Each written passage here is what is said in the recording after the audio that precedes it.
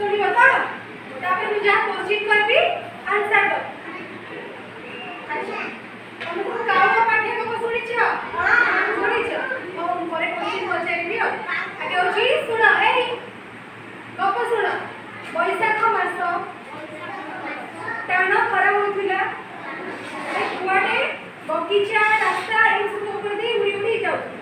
ତାକୁ କୋଉଠି ବି ପାଣି ମିଳିଲାନି। ସେ ଯାଇ ଦେଖିଲା ଗୋଟେ ବଗିଚାରେ ଗୋଟେ କୂଅ ଥିଲା।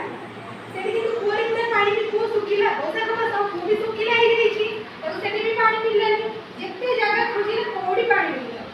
ଦେଖିଲା ଆଉ ଗୋଟେ ଆମ୍ବ ବଣ ଥିଲା। ସେଇଠି କ'ଣ ହେଲା ଗୋଟେ ମାଠିଆ ଥିଲା। ସେଇଥିରେ ସେ ଦେଖିଲା ଅଳ୍ପ ପାଣି ଅଛି ତଳକୁ। ତା ଥଣ୍ଡା ବୁଡ଼େଇବାକୁ ଚେଷ୍ଟା କଲା। କୂଅ କୋଉଥିରେ ପାଣି ପିଏ?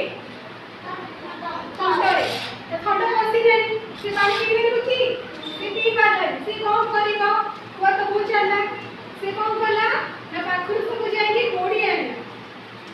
କ'ଣ ଆଣିଲା?